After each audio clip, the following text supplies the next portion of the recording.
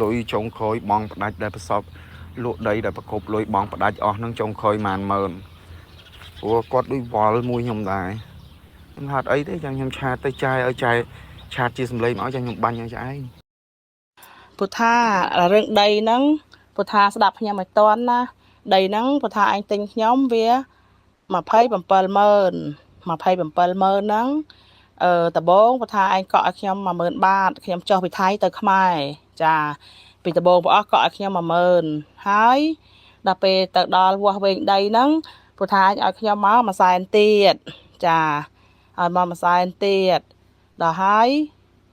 ដល់ពេលដល់ពុថាអញបានប្លង់ដីពុថាអញឲ្យខ្ញុំមក100,000ទៀតចាអាហ្នឹងអូនឲ្យខ្ញុំមកអូនមកស្រុកថៃណាហើយដល់ពេលខ្ញុំចុះទៅខ្មែរពុថាឯងបកលឲ្យខ្ញុំ60000បាតដើម្បីប្រគ្រប់20000ប្រគ្រប់270,000បាតចាប៉ុណ្ណឹងច្បាស់នៅប៉ុណ្ណឹងយកបានអត់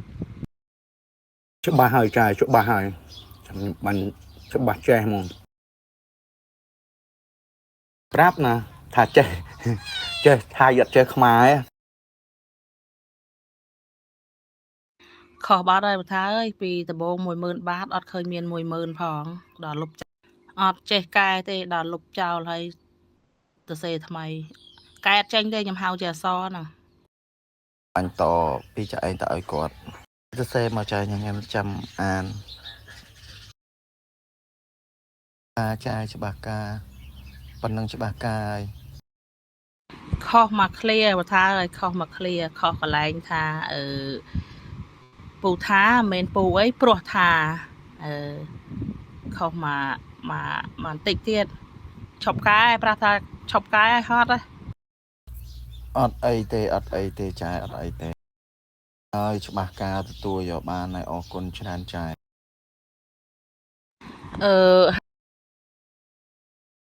សខុសពីកន្លែងមកថាហៅពូថាមិនមែនពូទៅព្រោះថាដល់ពេលមកឃ្លាមកទៀតព្រោះថាទៀតខុសពីបើគេថាមិនបានសេព្រោះចឹងថាគាត់មិនបានទៅសេទេគាត់ហៅជាមាត់ទៅដូចថាគាត់មិនបានមើលអាពូទៅព្រោះថា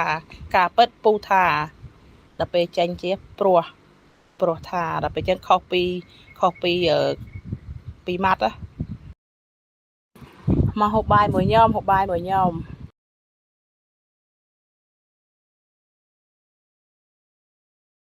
មានកែងតកួតแล้วก็ពោះជ្រូកស្ងោរចុចទឹកត្រីចា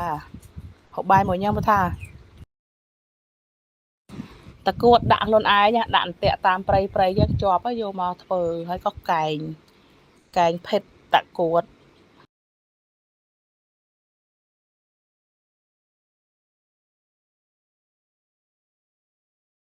ហូបតកួតអត់ខ្លាចប៉លិសចាប់ទេហើយធ្វើមកចាប់វាបាន